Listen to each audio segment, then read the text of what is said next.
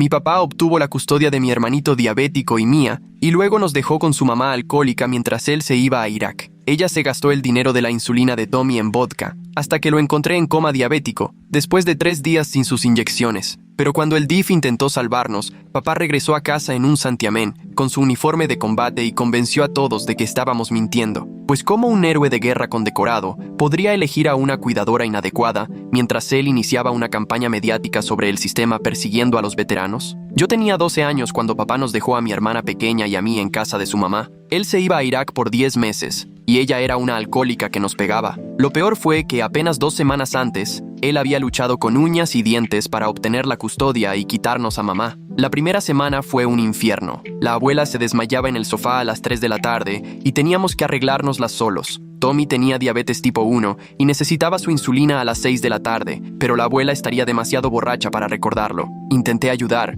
pero yo era solo una niña y realmente no sabía lo que estaba haciendo. Tommy empezó a enfermarse más a menudo, vomitaba y se sentía mareado, pero la abuela solo le decía que dejara de ser dramático. Empezamos a llegar a la escuela con un aspecto terrible. Nuestra ropa estaba sucia y siempre teníamos hambre porque la abuela gastaba su dinero en alcohol en lugar de comida. Yo ponía excusas por ella cuando los maestros preguntaban sobre nuestra apariencia. El verdadero problema comenzó cuando los vecinos empezaron a darse cuenta. Nos veían afuera a horas extrañas buscando comida en sus botes de basura. Recuerdo haber tocado una de sus puertas en medio de la noche, preguntando si tenían alguna sobra fría que no pensaran comer. La mujer se veía tan triste cuando me escuchó. ¿Dónde está tu abuela, mi amor?, me preguntó. Está durmiendo. Duerme mucho porque trabaja mucho, le dije. Me estaba volviendo buena para mentir. La vecina empezó a dejar sándwiches en nuestro porche. Otros vecinos también lo hicieron, y antes de que me diera cuenta, ella llamó a los servicios de protección infantil por nosotros. Una mujer llamada Kaylin vino a investigar. Al principio parecía amable, y nos hizo un montón de preguntas sobre la abuela. Quería contarle todo, pero me aterraba lo que papá haría si se enteraba de que habíamos chismeado. ¿Tu abuela los está cuidando bien?, preguntó Caitlin. Miré a Tommy, que estaba pálido y tembloroso por no haber recibido su insulina de la mañana. Sí, nos cuida muy bien, mentí, pero Caitlin pudo ver que estábamos desnutridos y sucios. Tomó notas y dijo que volvería a visitarnos. Pensé que tal vez las cosas finalmente cambiarían, pero luego papá regresó a casa con un permiso de emergencia porque Caitlin lo había contactado. Apareció con su uniforme de combate completo, luciendo muy oficial e intimidante. Caitlin estaba allí esperando para hablar con él y pude notar que estaba nerviosa. Señor, he recibido algunos informes preocupantes sobre el cuidado de los niños, comenzó ella. Papá la interrumpió de inmediato. Mire, con todo respeto, he servido 3 veces en Irak defendiendo este país. Creo que sé cómo elegir el cuidado adecuado para mis hijos. Mi madre me crió y yo salí muy bien. Caitlin se movió incómodamente. Entiendo su servicio, señor, pero los vecinos han reportado señales de negligencia. Esos vecinos son solo liberales antimilitares a quienes no les gusta tener a la familia de un veterano en su vecindario, dijo papá. Su voz se estaba volviendo más fuerte y agresiva. Están acosando a mi familia mientras yo estoy en el extranjero protegiendo su libertad. Caitlin empezó a ceder. Mencionó algo sobre su propio hijo desplegado y lo difícil que era para las familias militares. Papá asintió como si ahora fueran los mejores amigos. Mi madre es familia. Ella conoce a estos niños mejor que unos vecinos extraños, dijo papá. Confío plenamente en ella, y francamente, me ofende que la gente intente atacar a la familia de un veterano. Caitlin se disculpó y dijo que no seguiría con el asunto. Se fue, y papá regresó a Irak al día siguiente. Antes de irse, me tomó aparte. Si vuelves a decir mentiras sobre la abuela, te arrepentirás, dijo. La abuela me hizo fuerte, y a ti también te hará fuerte. Deja de ser débil. Las cosas empeoraron mucho después de eso. La abuela bebía más y empezó a pegarnos cuando pedíamos comida o le recordábamos la insulina de Tommy. Los vecinos todavía intentaban ayudar, pero se sentían impotentes ya que el DIF había desestimado sus preocupaciones. Tommy se estaba enfermando cada vez más. Entonces sucedió lo peor. Papá se fue a otro despliegue y la abuela olvidó la insulina de Tommy durante 3 días seguidos. Vi a mi hermanito deteriorarse hora tras hora. Vomitaba constantemente y apenas podía mantenerse despierto. Su respiración se volvió muy extraña y superficial. Tommy, tienes que quedarte conmigo, le decía, pero él entraba y salía de la conciencia. Finalmente llamé al 911 cuando no se despertó en absoluto. Los paramédicos lo llevaron de urgencia al hospital y el médico dijo que estaba en algo llamado cetoacidosis diabética. Dijeron que casi muere. Una trabajadora social diferente llamada María vino al hospital. Miró el historial médico de Tommy y vio el patrón de dosis de insulina omitidas y negligencia, y no le importó el servicio militar de papá o que la abuela fuera familia. Esto es negligencia médica y es potencialmente mortal, me dijo. Voy a presentar una petición de emergencia ante el juez hoy mismo. Ella pasó por alto la oficina local del DF por completo y fue directamente al tribunal de familia. Y antes de que me diera cuenta, nuestro papá había sido contactado y una vez más estaba en un avión de regreso a casa, listo para llevarme de vuelta. La presencia de papá llenó la habitación del hospital como una nube de tormenta. Pasó junto a María sin reconocerla. Sus botas resonaban contra el suelo de linóleo. Lo observé acercarse a la cama de Tommy, donde mi hermanito yacía conectado a monitores y sueros intravenosos. Las máquinas emitían un pitido constante, registrando su frecuencia cardíaca y los niveles de azúcar en la sangre que los médicos aún intentaban estabilizar. ¿Qué le pasó a mi hijo? La voz de papá tenía ese tono peligroso que yo conocía demasiado bien. Se giró para mirarme y sentí un nudo en el estómago. Tenía la mandíbula apretada y pude ver el músculo temblar debajo de su piel. María dio un paso al frente, sosteniendo una gruesa carpeta de expedientes médicos. Señor Thompson, su hijo casi muere de cetoacidosis diabética. Los registros del hospital muestran un patrón de dosis de insulina omitidas durante las últimas semanas. Los ojos de papá se entrecerraron. Enderezó los hombros, haciéndose ver aún más imponente con su uniforme militar. ¿Y usted quién es exactamente? Soy María Rodríguez, trabajadora social del condado. Me asignaron este caso por presunta negligencia médica. ¿Negligencia médica? La voz de papá subió un poquito. Mi mamá ha estado cuidando a estos niños mientras yo sirvo a la patria. Cualquier problema con el cuidado de Tommy son puros malentendidos. Yo me pegué a la pared, queriendo volverme invisible. María abrió su carpeta y sacó varios documentos. Estos son los registros de glucosa de Tommy de sus visitas anteriores al hospital. El patrón es claro. Lo han internado 3 veces en el último mes, cada vez con niveles de azúcar peligrosamente altos. Papá le arrebató los papeles de las manos y los revisó a toda velocidad. Su cara se ponía más oscura con cada página que leía. ¿De dónde sacaste esto? Son parte del expediente médico de Tommy. Cualquier proveedor de salud puede acceder a ellos con la autorización adecuada. María se mantuvo tranquila a pesar de la actitud agresiva de papá. La puerta se abrió y entró una doctora, una señora de mediana edad con el pelo canoso recogido en una coleta. Miró entre papá y María antes de enfocarse en el historial de Tommy. Señor Thompson, soy la doctora Patel, la que ha estado atendiendo a su hijo. Papá cambió el chip de inmediato, extendiendo la mano con una sonrisa ensayada. Doctora, gracias por cuidar a mi hijo. ¿Cuándo lo podemos llevar a casa? La doctora Patel no le devolvió la sonrisa. Su hijo casi se nos va, señor Thompson. Su nivel de glucosa estaba por encima de 600 cuando llegó. Entró en coma diabético. Este nivel de negligencia pudo haber sido fatal. Negligencia es una palabra muy fuerte, doctora. La táctica de papá de ser encantador continuó. Mi mamá ya es grande y a veces se le olvidan las cosas. Me aseguraré de que tenga mejores recordatorios para su horario de insulina. La doctora Patel negó con la cabeza. Esto va más allá de un simple olvido. Los niveles de A1C de Tommy indican un mal control de la glucosa durante meses. Está desnutrido gravemente y muestra signos de deshidratación. Estos son indicadores de negligencia sistémica. Vi cómo las manos de papá se apretaban en puños a los costados. María también lo notó y se puso sutilmente entre papá y la doctora. Señor Thompson, necesitamos hablar sobre otros arreglos de cuidado para sus hijos. ¿Arreglos alternativos? La voz de papá se volvió un gruñido. Estos son mis hijos. Yo decido qué es lo mejor para ellos. Eso lo determinará el tribunal, dijo María con firmeza. Ya presenté la petición de emergencia. Hay una audiencia programada para mañana por la mañana. La cara de papá se puso roja como un tomate. Dio un paso hacia María, y yo instintivamente me acerqué a la cama de Tommy. No tienes derecho. Estoy sirviendo a este país, protegiendo a gente como tú. ¿Y así me lo pagas? La doctora Patel apretó un botón en la pared. Señor Thompson, voy a tener que pedirle que baje la voz.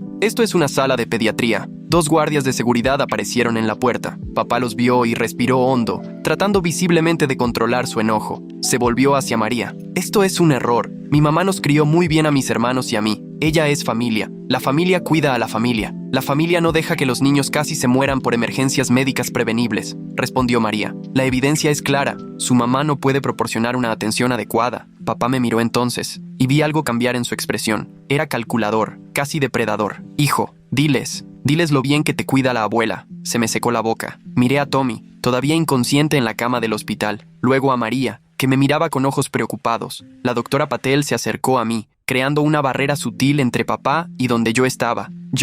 Mi voz se quebró. Me aclaré la garganta y lo intenté de nuevo. La abuela bebe mucho. Las palabras quedaron suspendidas en el aire como una confesión. La cara de papá pasó de roja a morada. Niño, no sabes lo que dices. Estás confundido y asustado. María dio un paso adelante. Déjelo hablar, señor Thompson. Pero no pude decir nada más. Sentí que se me cerraba la garganta. La mirada de papá se clavó en mí y supe que habría consecuencias más tarde. Siempre las había. Hablando de papá sacando la carta de serví a mi país más rápido que un mago a un conejo. Solo que en lugar de hacer desaparecer los problemas, solo estaba incomodando a todos mientras sus hijos estaban conectados a más aparatos que una sala de videojuegos. La doctora Patel intervino. Creo que deberíamos dejar descansar a Tommy. Señor Thompson, las horas de visita terminarán pronto. No me voy de mi hijo, dijo papá rotundamente. En realidad, dadas las circunstancias, creo que es mejor que los niños tengan un poco de espacio, dijo María sacando su teléfono. Puedo hacer que seguridad lo escolte si es necesario. La mandíbula de papá se movió en silencio por un momento. Luego sonrió, pero la sonrisa no le llegó a los ojos. Bien, me iré, pero esto no ha terminado. Nos vemos en la corte mañana y veremos qué piensa un juez sobre alguien que intenta destruir a una familia militar. Caminó hacia la puerta, luego se detuvo y me miró. Me quedaré en casa de la abuela esta noche. Tenemos mucho de qué hablar. Después de que se fue, todo mi cuerpo empezó a temblar. María se sentó en la silla a mi lado y me puso una mano suave en el hombro. Hiciste lo correcto. Sé que fue difícil. Me va a regañar, susurré. No, no lo hará. No vas a volver allí esta noche. He arreglado un lugar de emergencia. Te quedarás en un sitio seguro hasta la audiencia. La doctora Patel revisó los monitores de Tommy de nuevo. Debería despertar pronto. Su nivel de glucosa se está estabilizando muy bien, pero va a necesitar atención constante de ahora en adelante. Nada de dosis olvidadas. Asentí, sintiendo que las lágrimas me quemaban los ojos. Intenté ayudarlo, de verdad lo hice, pero no sabía cómo usar la pluma de insulina correctamente, y la abuela se enojaría si tocaba sus cosas. Nada de esto es tu culpa, dijo la doctora Patel con firmeza. Tienes 12 años. No deberías tener que ser responsable del cuidado médico de tu hermano. El teléfono de María vibró. Lo revisó y frunció el ceño. Tu papá acaba de llamar a mi supervisor. Afirma que lo estoy discriminando por su servicio militar. ¿Va a funcionar eso?, pregunté, el miedo volviendo a aparecer. No, la evidencia médica es demasiado fuerte, pero va a luchar con uñas y dientes contra esto. Me miró seriamente. Necesito que estés preparado para mañana. El juez querrá escucharte. No puedo testificar contra papá. Nunca me perdonará. No vas a testificar contra él. Vas a decir la verdad sobre lo que le pasó a Tommy. Hay una diferencia, pero yo sabía que papá no lo vería así. En su mundo, la lealtad a la familia significaba silencio. Pasara lo que pasara, romper ese código era la traición máxima. Un suave gemido provino de la cama. Los ojos de Tommy se abrieron, desenfocados y confundidos. ¿Dónde estoy?, preguntó. Yo pegué un brinco y le tomé la mano. Estás en el hospital. Te pusiste muy grave, pero vas a estar bien. Él miró a su alrededor lentamente, observando las máquinas y los sueros. Me duele la cabeza. La doctora Patel se acercó a su lado y le revisó las pupilas con una pequeña lámpara. Eso es normal, Tommy. Has estado muy enfermo, pero ya vas mejorando. ¿Dónde está la abuela?, preguntó. María y yo intercambiamos miradas. Está en casa, dije con cuidado. Ah, bueno, susurró Tommy. Estaba muy enojada por algo. No recuerdo qué. María hizo otra anotación en su expediente, pues cada detalle importaba ahora, construyendo el caso que determinaría nuestro futuro. Me senté de nuevo, todavía sujetando la mano de Tommy, y traté de no pensar en lo que papá estaría haciendo en casa de la abuela, probablemente dándole instrucciones sobre qué decir, asegurándose de que sus historias coincidieran. El hogar temporal de emergencia que María consiguió estaba a unos 20 minutos del hospital. La familia parecía bastante amable, una pareja de adultos mayores, los Johnson, que tenían una casa tranquila que olía a velas de vainilla. Me llevaron a un pequeño dormitorio con una cama individual y un escritorio. El baño está al final del pasillo, dijo la señora Johnson suavemente. Hay toallas limpias en el closet. ¿Tienes hambre?, negué con la cabeza, aunque no había comido en todo el día. Mi estómago estaba demasiado revuelto por la ansiedad como para aceptar comida. Después de que me dejaron solo, me senté en la orilla de la cama y me miré las manos. Todavía me temblaban ligeramente. No pude dormir esa noche. Cada vez que cerraba los ojos, veía la cara de papá en la habitación del hospital, la forma en que su expresión había pasado de encanto a rabia y viceversa. Yo sabía que estaba tramando algo, siempre tenía un plan. A la mañana siguiente, la señora Johnson me llevó al juzgado. El edificio era viejo e intimidante, con columnas altas y pesadas puertas de madera. María nos recibió en el vestíbulo, cargando un maletín grueso. ¿Cómo está Tommy?, pregunté de inmediato. Está mejor, todavía en el hospital, pero ya va mejorando. La doctora Patel testificará por teléfono sobre su estado. Nos guió a través de la seguridad y por un largo pasillo. La audiencia es en el tribunal de familia. Es menos formal que un tribunal regular, pero aún así tienes que decir la verdad. Entramos en una pequeña sala de audiencias con paneles de madera y luces fluorescentes. Papá ya estaba allí, sentado en una mesa con un hombre de traje que debía ser su abogado. La abuela estaba sentada detrás de ellos en la zona de público, con su vestido de iglesia y un aspecto más sobrio de lo que la había visto en meses. Papá también se había arreglado. Su uniforme estaba perfectamente planchado y se había afeitado cuidadosamente. Parecía el soldado ideal, el tipo de persona en la que confiarías cualquier cosa. No me miró mientras tomábamos asiento en la mesa de enfrente. Entró la jueza, una mujer afroamericana mayor con el pelo corto y gris y gafas posadas en la nariz. Revisó los papeles que tenía enfrente antes de levantar la vista hacia la sala. Esta es una audiencia de emergencia con respecto a la custodia de 2 niños menores. He revisado la petición y los registros médicos. Empecemos con el informe de la trabajadora social. María se puso de pie y comenzó a presentar la evidencia. Fue minuciosa y clínica, exponiendo el patrón de negligencia, las dosis de insulina omitidas, las múltiples hospitalizaciones. Mostró fotos de nuestras condiciones de vida en casa de la abuela, el refrigerador vacío, las botellas escondidas por todas las habitaciones. El abogado de papá objetó varias veces, argumentando que las fotos fueron tomadas sin permiso, que los registros médicos estaban siendo malinterpretados, que esto era un ataque dirigido a una familia militar. La jueza desestimó la mayoría de sus objeciones, pero le permitió presentar sus argumentos. Cuando le tocó hablar a papá, se transformó.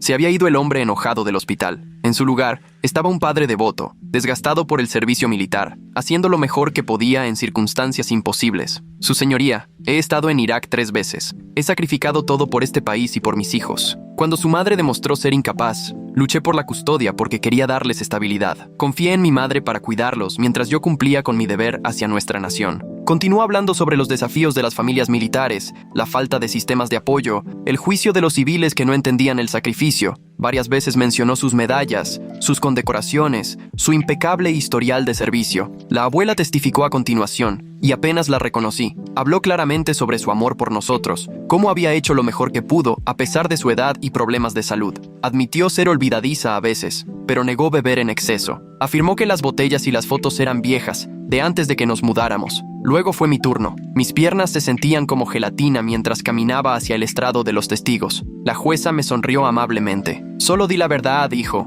Eso es todo lo que necesitamos. El abogado de papá comenzó con preguntas fáciles. Mi nombre, mi edad, cuánto tiempo había vivido con la abuela. Luego llegó a las partes difíciles. ¿Tu abuela alguna vez te ha lastimado? Miré a papá. Su expresión era neutral, pero pude ver la advertencia en sus ojos. A veces se molesta. Eso no fue lo que pregunté. ¿Alguna vez te ha lastimado físicamente? Mis manos se aferraron al borde del estrado de los testigos. Sí. ¿Puedes ser más específico? Describí algunos de los incidentes, manteniendo mi voz lo más firme que pude. El abogado intentó minimizar cada uno, sugiriendo que estaba exagerando o recordando mal. Pero María me había preparado para esto, y me apegué a los hechos. ¿Qué hay de tu padre? ¿Cómo te trata? Este era el campo minado. Elegí mis palabras con cuidado. Tiene altas expectativas. ¿Te quiere? Sí. ¿Quiere lo mejor para ti? Dudé. La jueza se inclinó ligeramente hacia adelante. Puedes tomarte tu tiempo. Quiere que seamos fuertes, dije finalmente. Cree que la casa de la abuela nos hace fuertes. El abogado presionó más, pero yo había encontrado mi ritmo. Respondí con la verdad,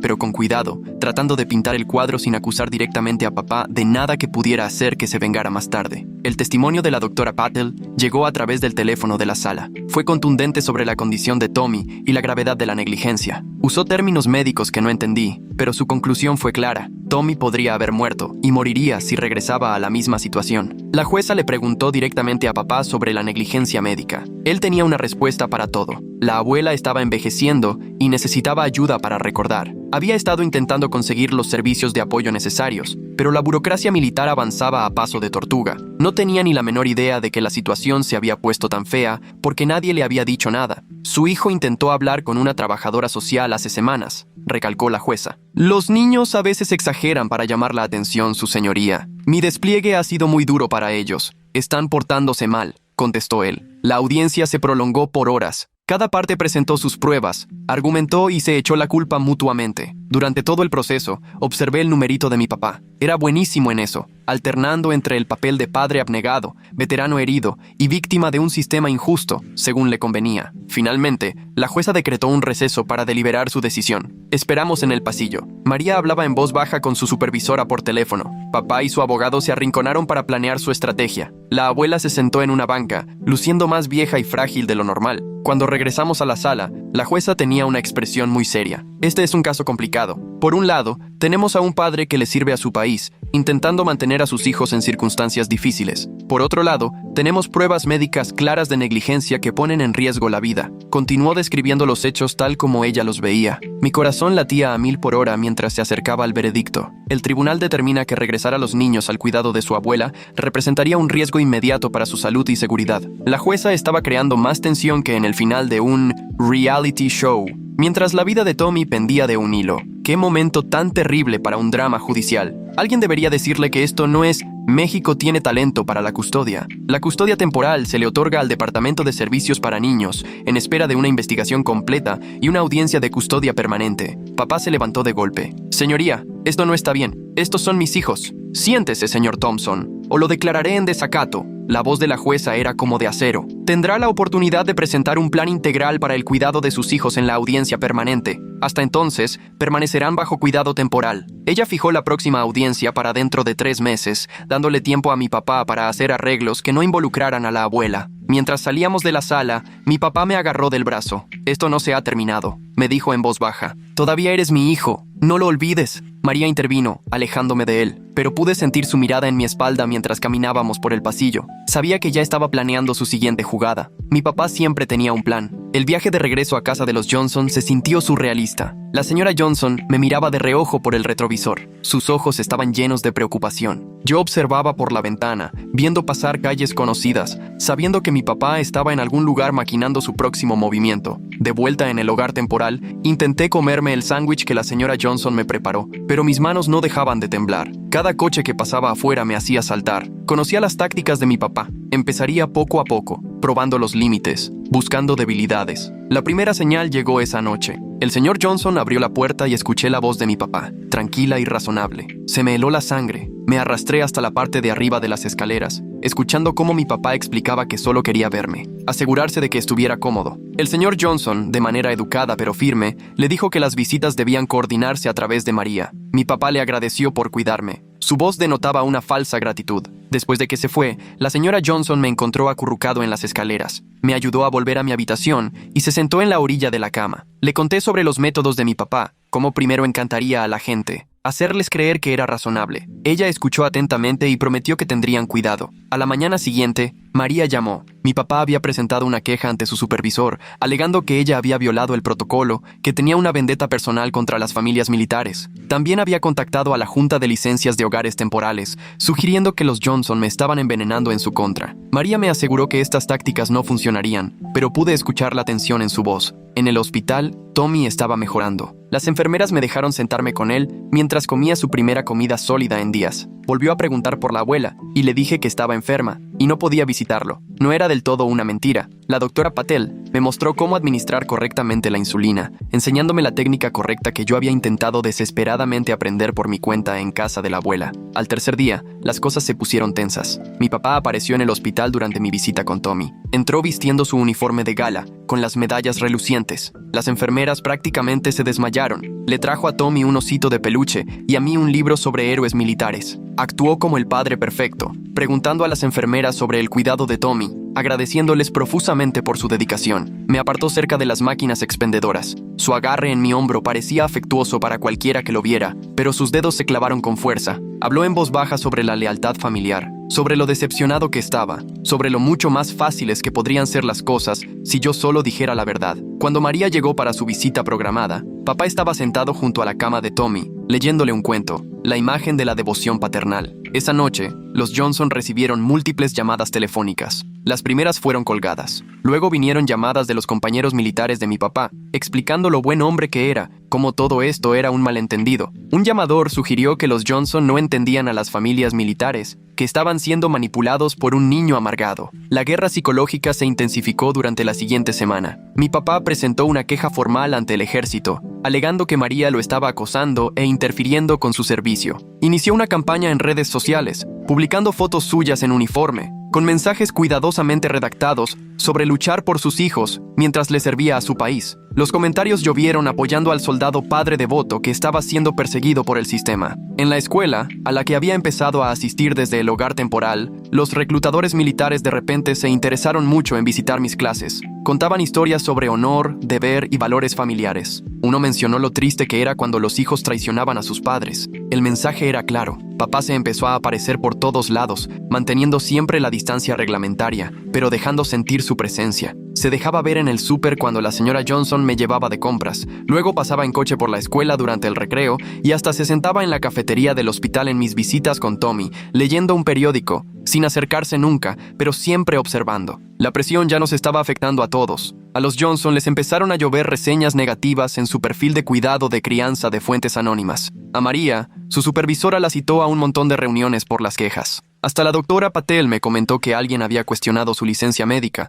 dando a entender que estaba exagerando la condición de Tommy. 2 semanas antes de la audiencia de custodia permanente, papá hizo su jugada más audaz. Consiguió que una estación de noticias local lo entrevistara sobre los desafíos que enfrentan las familias militares. Se sentó en su departamento, rodeado de fotos nuestras y sus condecoraciones militares, hablando elocuentemente sobre los sacrificios que había hecho y cómo el sistema le estaba fallando a los veteranos. Nunca mencionó la negligencia ni la experiencia cercana a la muerte de Tommy. En cambio, pintó un cuadro de un padre devoto siendo castigado por servir a su país. La entrevista salió en horario estelar y, en menos de 1 hora, la oficina de María se inundó de llamadas apoyando a papá. Los Johnson empezaron a encontrar notas en el parabrisas de su coche, llamándolos antipatriotas. Alguien incluso pintó con aerosol «Apoyemos a nuestras tropas» en la puerta de su garaje. Sentí como si las paredes se me vinieran encima. Papá estaba ganando la guerra de relaciones públicas, convirtiéndonos en símbolos, yo en el hijo ingrato y él en el héroe perseguido. María me advirtió que él estaba armando un caso donde todo el sistema estaba en su contra.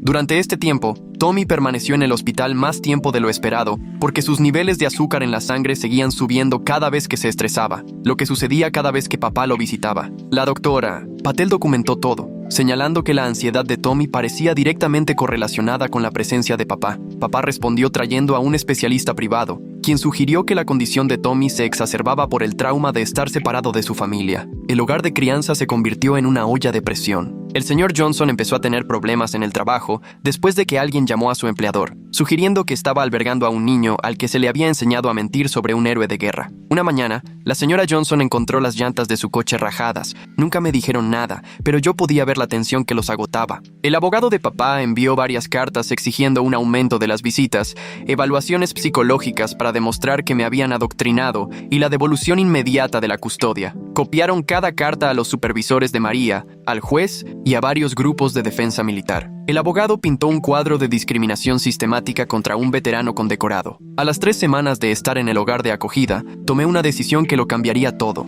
Empecé a llevar un diario, documentando todo lo que recordaba de la vida en casa de la abuela. Escribí sobre los viales de insulina vacíos que encontraba escondidos debajo de los cojines del sofá, las veces que intenté despertar a la abuela para que ayudara a Tommy y los moretones que habíamos escondido con mangas largas. Incluí fechas, horas, incidentes específicos. Fue doloroso revivirlo, pero sabía que los recuerdos podían ser cuestionados. Los registros escritos eran más difíciles de desestimar. María me ayudó a presentar el diario ante el tribunal, pero el abogado de papá inmediatamente impugnó su autenticidad. Sugirió que me habían adoctrinado para escribirlo, que el momento era sospechoso, y exigió un análisis de escritura y pruebas psicológicas para determinar si me estaban manipulando. La evaluación psicológica fue agotadora. La psicóloga designada por el tribunal hizo preguntas incisivas sobre mi relación con papá, con la abuela, con mamá. Papá se había preparado bien para esto. Ya había presentado su propia evaluación psicológica de un psiquiatra militar que testificó sobre su aptitud mental y dedicación a sus hijos. Durante mi evaluación,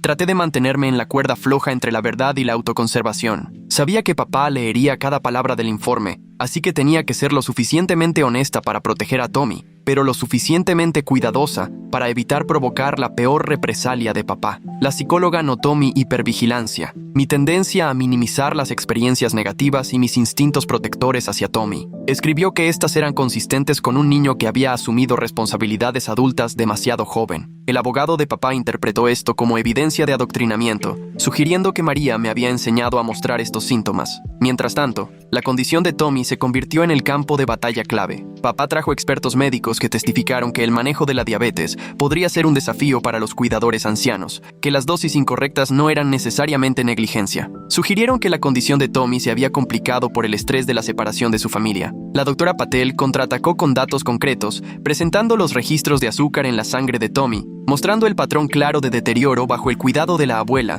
versus su mejoría en el hospital. Explicó lo cerca que Tommy había estado de la muerte, cómo la cetoacidosis diabética podía causar daño orgánico permanente. Pero los expertos de papá replicaron que el propio ambiente hospitalario podría explicar la mejoría. La presión de la comunidad se intensificó. Un grupo de defensa de veteranos inició una petición exigiendo que papá recibiera la custodia total. Organizaron mítines frente al juzgado, ondeando banderas estadounidenses y sosteniendo pancartas sobre el apoyo a las familias militares. El azúcar en la sangre de Tommy subiendo cada vez que papá lo visita es como su cuerpo presentando su propia queja de custodia. Supongo que hasta la diabetes sabe cuándo tomar partido en este lío. Los políticos locales comenzaron a intervenir, con cuidado de no parecer antiveteranos. Una noche particularmente mala, alguien arrojó una piedra a través de la ventana de los Johnson, con una nota adjunta que los llamaba traidores, que estaban destruyendo una familia militar. La policía llegó, tomó un informe, pero dijo que sin testigos poco podían hacer. Escuché al señor Johnson hablando con su esposa sobre si podían seguir acogiéndome. Papá intensificó su campaña contactando a los medios de comunicación militares. Dio entrevistas sobre los desafíos únicos de los padres desplegados y cómo el sistema no entendía la cultura militar. Conmovido, habló de los cumpleaños y días festivos que se perdió mientras servía en el extranjero y de cómo lo único que anhelaba era volver a casa con sus hijos. La narrativa estaba dando un giro inesperado. De ser un padre que había puesto en peligro a sus hijos, papá se transformaba en un símbolo de cómo Estados Unidos desamparaba a sus veteranos. Los foros en línea se inundaron de mensajes de apoyo hacia él. Gente que nunca nos había conocido tenía opiniones muy arraigadas sobre nuestra familia. María se estaba ahogando entre tanto papeleo y quejas. Su supervisor asignó a otro trabajador para que revisara su manejo del caso. El abogado de papá sugirió que María tenía un prejuicio contra las familias militares, señalando un caso de años atrás en el que había retirado a niños del hogar de otro veterano. En la escuela me sentía aislada. Ya se había corrido la voz de quién era mi padre, y los demás niños o me evitaban o me acusaban de ser antipatriota. Los maestros me miraban con lástima o con sospecha. Una maestra sustituta hizo un comentario mordaz sobre los niños que no valoraban los sacrificios de sus padres. Los Johnson intentaron protegerme, pero yo podía ver cómo se estaban desmoronando. Habían acogido a decenas de niños a lo largo de los años, pero nunca se habían enfrentado a este nivel de acoso. La señora Johnson empezó a tener ataques de pánico. El señor Johnson instaló cámaras de seguridad después de encontrar sus botes de basura volcados varias veces. A las 5 semanas de estar en el hogar de acogida, papá jugó su mejor carta. Anunció que se retiraba del ejército para concentrarse en sus hijos. Ofreció una conferencia de prensa en el Salón VFW, rodeado de compañeros veteranos. Habló de elegir a sus hijos por encima de su carrera, el sacrificio supremo para un soldado. Presentó una oferta de trabajo de una empresa de seguridad local, demostrando que podía conseguir un empleo estable. Esto cambió toda la dinámica. El argumento principal para mantenernos en el hogar de acogida había sido los despliegues de papá. Ahora él estaba eliminando ese obstáculo, presentándose como un padre que había renunciado a todo por sus hijos. La comunidad de veteranos se unió aún más a su alrededor. Tommy finalmente fue dado de alta del hospital a un hogar de acogida médico especializado. Ahora solo se me permitían visitas supervisadas, ya que el abogado de papá había argumentado que mi presencia podría adoctrinar a Tommy para que dijera cosas negativas sobre su padre. Durante nuestras breves visitas, Tommy parecía confundido y retraído. Seguía preguntando cuándo podríamos ir a casa, aunque ya no podía articular dónde estaba la casa. La audiencia de custodia permanente se acercaba como una tormenta. El abogado de papá presentó moción tras moción, exigiendo acceso a todos los registros médicos, toda la comunicación entre María y sus supervisores, cualquier nota de las familias de acogida. Estaba construyendo un caso de que todo el sistema estaba conspirando contra un héroe de guerra. María trabajó incansablemente para contrarrestar cada movimiento. Recopiló declaraciones de vecinos que habían presenciado la negligencia. Compiló el historial médico completo de Tommy, documentó el patrón de manipulación e intimidación de papá, pero por cada pieza de evidencia que presentaba, el equipo de papá tenía una contranarrativa. El fin de semana antes de la audiencia, papá hizo un último esfuerzo. Organizó una vigilia con velas frente al juzgado, enmarcándola como una reunión de oración para las familias militares separadas. Cientos asistieron. Las noticias locales lo cubrieron extensamente. Él habló de perdón, de sanación, de reunir a su familia. Incluso sugirió que buscaría terapia para ser un mejor padre. Yo vi la cobertura de las noticias desde la sala de los Johnson, sintiéndome fatal. Papá había logrado transformar nuestra historia de una de peligro infantil a una de extralimitación del gobierno. Había usado su servicio militar como arma, convirtiendo la opinión pública en un escudo. La señora Johnson se sentó a mi lado, con su mano en mi hombro. Me dijo que la verdad siempre sale a la luz, que el juez vería a través de la manipulación, pero yo podía ver la duda en sus ojos. Todos sabíamos lo poderosa que se había vuelto la narrativa de papá. La noche antes de la audiencia, no pude dormir. No dejaba de pensar en Tommy, en cuántas veces más su nivel de azúcar en la sangre podría bajar si regresábamos. Pensé en la abuela, que había estado sorprendentemente callada durante todo esto, probablemente instruida por papá para mantener su imagen. María llamó temprano esa mañana con actualizaciones. Papá había presentado cartas de apoyo de docenas de personal militar, líderes comunitarios e incluso un senador estatal. Había completado un curso de paternidad y tenía certificados para aprobarlo. Había arreglado la futura atención médica de Tommy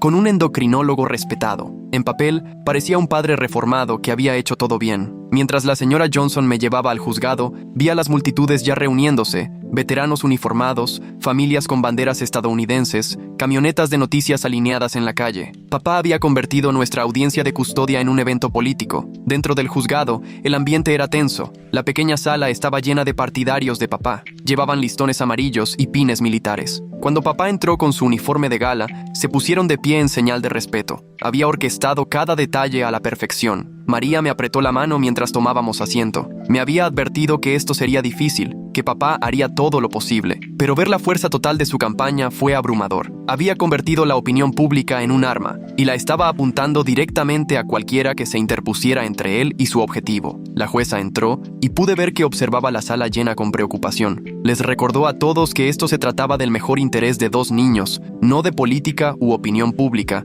pero me preguntaba cómo podría ignorar la presión que papá había creado. Al comenzar la audiencia, me di cuenta de que papá tenía una sorpresa más esperando, pero esa revelación llegaría pronto. Por ahora, me senté entre María y la señora Johnson, tratando de calmar mi respiración, sabiendo que todo por lo que habíamos luchado durante los últimos 2 meses estaba a punto de decidirse. La verdadera batalla apenas comenzaba. La jueza llamó al estrado al testigo sorpresa de papá. Un hombre con uniforme militar de gala avanzó, su pecho cubierto de listones y medallas. Se presentó como el coronel Robert Daniels, exoficial al mando de papá. Mi corazón se hundió mientras comenzaba a describir el expediente de servicio ejemplar de papá, su liderazgo bajo fuego, su dedicación a su unidad. El coronel Daniels pintó a papá como un héroe que había salvado vidas en combate, que había sacrificado todo por su país. Testificó sobre el desgaste psicológico de la guerra, sobre cómo los soldados batallaban para reajustarse a la vida civil. Sugirió que cualquier error como padre que papá hubiera podido cometer eran consecuencia de su servicio, no fallas de carácter. María, por su parte, objetó, argumentando que el servicio militar no era excusa para poner en peligro a un niño. La jueza permitió que el testimonio continuara, pero les recordó a todos que el foco estaba en la seguridad de los niños, no en el historial militar de papá. El abogado de papá, entonces, llamó a una serie de testigos de buena conducta. Compañeros veteranos testificaron sobre la integridad de papá. Su casero lo describió como un inquilino modelo. Su nuevo empleador de la empresa de seguridad alabó su ética de trabajo y confiabilidad. Cada testigo reforzó la idea de un hombre de bien siendo injustamente perseguido. Cuando llegó el turno de María para presentar pruebas de refutación, se centró en los hechos médicos. Presentó el expediente hospitalario completo de Tommy, mostrando no solo la crisis reciente, sino un patrón de visitas a urgencias que se extendía por meses. Mostró fotografías de Tommy tomadas durante cada ingreso, que evidenciaban su deterioro progresivo bajo el cuidado de la abuela. La prueba más contundente provino de una fuente inesperada. Una enfermera de las visitas hospitalarias previas de Tommy había conservado notas personales sobre su estado. Documentó moretones, desnutrición y las repetidas declaraciones de Tommy sobre tener hambre y extrañar su insulina. Sus notas eran anteriores a cualquier disputa por la custodia, lo que las hacía más difíciles de desestimar como parciales. El abogado de papá atacó la credibilidad de la enfermera, sugiriendo que había violado la privacidad del paciente al guardar notas personales. Argumentó que sus observaciones eran subjetivas y poco profesionales, pero el daño ya estaba hecho. La jueza había visto el patrón de negligencia documentado por un tercero neutral. La doctora Patel testificó de nuevo. Esta vez en persona, trajo los resultados de los análisis de sangre de Tommy, explicando a detalle cómo el nivel alto de azúcar en la sangre prolongado dañaba los órganos. Mostró escáneres cerebrales que revelaban signos tempranos de daño por el coma diabético. Afirmó tajantemente que regresar a Tommy a un ambiente donde sus necesidades médicas fueran desatendidas probablemente resultaría en una discapacidad permanente o la muerte. El experto médico de papá trató de minimizar los hallazgos, sugiriendo que el daño era reversible con el cuidado adecuado. Enfatizó que papá ya había gestionado una excelente atención médica para Tommy en el futuro, pero la doctora Patel replicó con estadísticas sobre niños diabéticos que sufrieron episodios repetidos de cetoacidosis. Las tasas de mortalidad eran alarmantes. La jueza luego escuchó a la defensora de los niños designada por el tribunal, una mujer llamada señora Chen, a quien se le había asignado representar los intereses de Tommy. Había entrevistado a Tommy varias veces y observado sus interacciones con varios miembros de la familia. Su informe fue devastador para el caso de papá. La señora Chen describió las respuestas de miedo de Tommy cuando se mencionaba el nombre de papá. Documentó cómo el nivel de azúcar en la sangre de Tommy se disparaba durante las visitas de papá al hospital. Había notado que Tommy tenía pesadillas sobre regresar a casa de la abuela. Lo más importante, había grabado a Tommy diciendo que se sentía seguro por primera vez en el hogar de acogida médico. La compostura de papá finalmente se quebró. Se puso de pie a pesar de los intentos de sus abogados de detenerlo y se dirigió directamente a la jueza. El coronel Daniels realmente sacó todo el currículum militar como si fuera una carta para librarse del peligro infantil. Porque nada dice buena paternidad como enumerar tus medallas de combate mientras los escáneres cerebrales de tu hijo muestran daño por negligencia médica. Habló sobre la carga del mando, sobre tomar decisiones de vida o muerte en combate. Argumentó que sus métodos podrían parecer duros para los civiles, pero estaban diseñados para crear niños fuertes y resilientes que pudieran sobrevivir en un mundo peligroso. La jueza tuvo que amenazar con cargos por desacato para que papá se sentara. Su arrebato había echado por tierra su imagen cuidadosamente construida. Algunos de sus partidarios en el público parecían incómodos. La máscara de padre devoto se había caído, revelando al soldado controlador que llevaba dentro. María llamó a su último testigo. Yo caminé hacia el estrado con las piernas temblorosas, sabiendo que esta era mi última oportunidad para proteger a Tommy. El abogado de papá objetó de inmediato, argumentando que yo ya había testificado. La jueza lo desestimó, señalando que se habían presentado nuevas pruebas que yo podía abordar. María me preguntó sobre el diario que había llevado. Expliqué cómo había empezado a documentar las cosas después de darme cuenta de que mis recuerdos podrían ser cuestionados. Describí incidentes específicos, como encontrar a Tommy inconsciente en el suelo del baño, la abuela demasiado borracha para despertarse cuando grité pidiendo ayuda, intentar llamar al 911, pero la abuela arrancando el teléfono de la pared, papá llamando desde una roca y diciéndome que me las arreglara como un hombre cuando le rogué ayuda. El abogado de papá me contrainterrogó agresivamente. Sugirió que me habían instruido para escribir el diario, que María me había dicho qué incluir. Señaló inconsistencias y fechas, insinuando que estaba mintiendo. Preguntó por qué no les había dicho a los maestros u otros adultos si las cosas estaban realmente tan mal. Expliqué las amenazas de papá, cómo me había convencido de que el hogar de acogida sería peor que la casa de la abuela. Describí el miedo a ser separado de Tommy, a ser culpado por romper nuestra familia. Hablé de intentar proteger a Tommy yo mismo porque no confiaba en nadie más para hacerlo. El abogado presionó más, tratando de hacerme admitir que había exagerado o mentido, pero yo tenía la verdad de mi lado. Cada incidente que describí era real, grabado en mi memoria. Cuando sugirió que estaba siendo dramático sobre la condición de Tommy, describí cómo vi los labios de mi hermanito ponerse azules, su respiración volverse superficial, pensando que se estaba muriendo en mis brazos. La jueza finalmente intervino, diciéndole al abogado que continuara, pero pude ver que mi testimonio la había afectado. Varias personas en el público se estaban secando los ojos, incluidos algunos de los partidarios de papá. Durante un breve receso, escuché discusiones acaloradas en el pasillo. Algunos de los amigos veteranos de papá estaban discutiendo entre ellos. La narrativa se estaba fracturando. Apoyar a un compañero veterano era una cosa, pero poner en peligro a los niños era otra. La evidencia médica era demasiado fuerte para ignorarla. Cuando nos reunimos, el abogado de mi papá hizo su alegato final. Reconoció que se habían cometido errores, pero argumentó que eran corregibles. Enfatizó el servicio militar de mi papá, su sacrificio y su compromiso de mejorar. Pintó un cuadro de una familia que podría sanar si se le daba la oportunidad. El alegato de María, por otro lado, fue metódico y se basó en hechos. Recorrió la cronología del abandono, las crecientes crisis médicas, el patrón de manipulación e intimidación. Argumentó que mi papá había elegido repetidamente su imagen pública por encima de la seguridad de sus hijos. Le pidió a la jueza que considerara qué pasaría la próxima vez que el azúcar en la sangre de Tommy bajara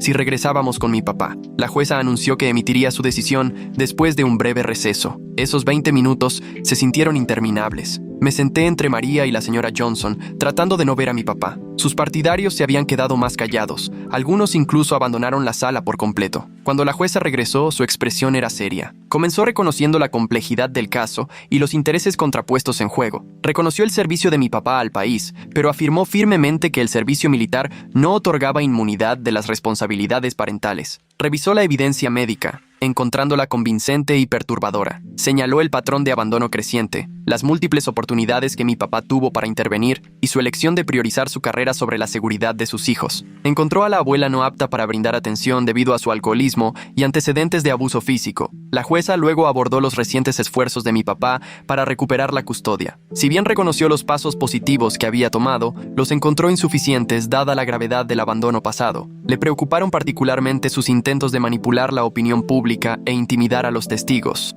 Su fallo fue decisivo. La custodia permanente fue otorgada al Departamento de Servicios para Niños. Los derechos parentales de mi papá no fueron rescindidos, pero cualquier relación futura requeriría una rehabilitación extensa y visitas supervisadas. A la abuela se le prohibió el contacto sin supervisión con nosotros. Mi papá estalló, gritó sobre la injusticia, sobre un sistema sesgado contra los veteranos. La seguridad se movió hacia él, pero su abogado logró calmarlo. Mientras lo escoltaban, me miró con tanto odio que supe que esto no había terminado. No para él. La sala del tribunal se vació lentamente. María me abrazó, con lágrimas en los ojos. Prometió encontrarnos un buen lugar permanente, tal vez incluso juntas si teníamos suerte. La señora Johnson me apretó el hombro, diciéndome lo valiente que había sido. Fuera del juzgado, la multitud se había dispersado en gran medida. Quedaban algunos manifestantes, pero su energía se había disipado. La historia se había vuelto demasiado complicada para simples eslóganes sobre el apoyo a las tropas. Las vidas de los niños estaban en juego. En los días siguientes, el acoso cesó. Las llamadas telefónicas terminaron. El vandalismo se detuvo. La narrativa de mi papá se había derrumbado bajo el peso de la evidencia. Algunos de sus partidarios incluso se acercaron para disculparse, diciendo que no conocían la historia completa.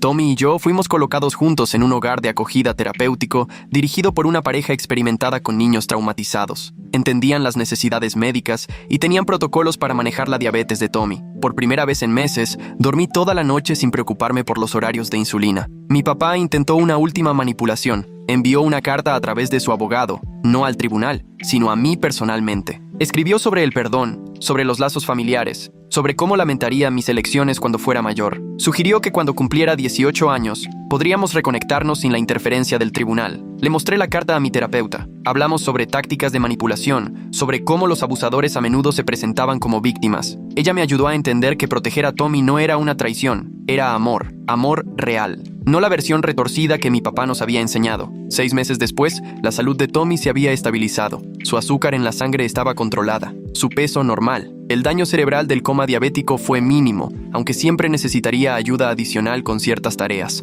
Volvió a sonreír, volvió a jugar, actuó como el niño que se suponía que debía ser. Empecé la preparatoria en nuestro nuevo distrito. Nadie conocía nuestra historia. Yo era solo otro chico, no el hijo ingrato que había traicionado a un héroe de guerra. Hice amigos que no sabían nada sobre la cultura militar o las pruebas de lealtad familiar. Era una libertad que nunca había imaginado. Mi papá finalmente dejó de luchar. Su abogado informó al tribunal que se estaba enfocando en su nueva carrera y no buscaría más acciones de custodia. Sospeché que los honorarios legales se habían vuelto abrumadores, o tal vez su nuevo empleador no apreciaba la notoriedad. De cualquier manera, las llamadas y las cartas cesaron. La abuela entró a un programa de tratamiento, aunque dudaba que funcionara. Llevaba bebiendo más tiempo del que yo tenía de vida, pero al menos estaba lejos de otros niños vulnerables. Eso era lo que importaba. La familia de acogida permanente que nos recibió nos ayudó a sobrellevar cumpleaños y festividades sin la sombra de las expectativas de mi papá. Nos enseñaron que la disciplina no requería miedo, que la fuerza no significaba soportar el maltrato. Nos mostraron cómo eran los cuidadores estables y sobrios.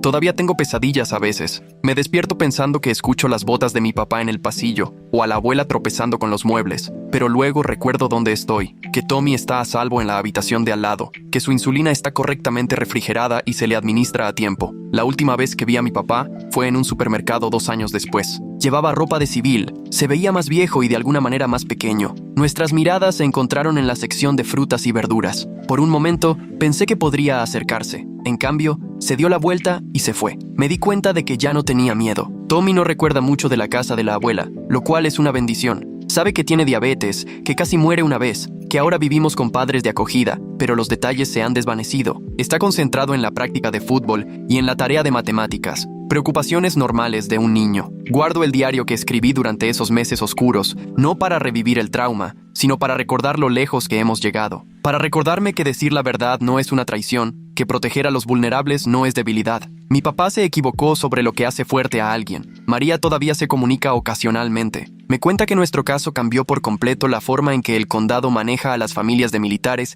en situaciones de crisis. Ahora exigen más papeles cuando los soldados alegan prejuicios y le ponen lupa a la negligencia médica, aunque la disfracen de patriotismo. Los Johnson, por ejemplo, nos mandaron una tarjeta de Navidad el año pasado. Desde que estuve con ellos, adoptaron a otros 3 niños, y todos han salido de maravilla. Me escribieron que les había enseñado lo que era la valentía, aunque la verdad es que en esas semanas tan difíciles en su casa, yo me sentía todo menos valiente. Dijeron que mi cuarto seguía listo por si alguna vez lo necesitaba. Ahora ando en plena solicitud para la universidad. Quiero estudiar trabajo social. Mi orientadora vocacional dice que mi ensayo sobre cómo superé la adversidad es muy conmovedor, aunque no conoce toda la historia. Escribo sobre la resiliencia y cómo proteger a los demás, sin dar muchos detalles, pero con emociones muy reales. Tommy, por su parte, quiere ser médico, inspirado por el Dr. Patel, quien le salvó la vida. Ahora es voluntario en campamentos para niños con diabetes, enseñándoles a los más chiquitos a manejar su condición. Les dice que inyectarse insulina no es señal de debilidad.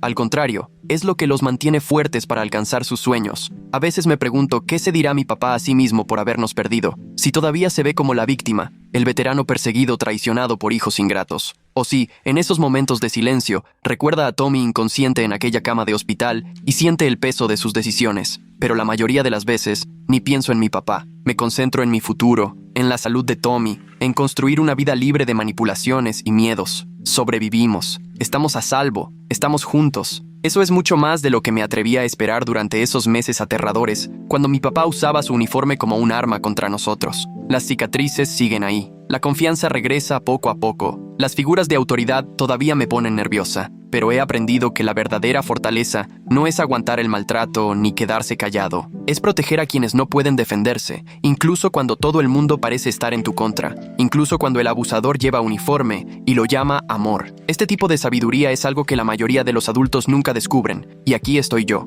soltando verdades a diestra y siniestra.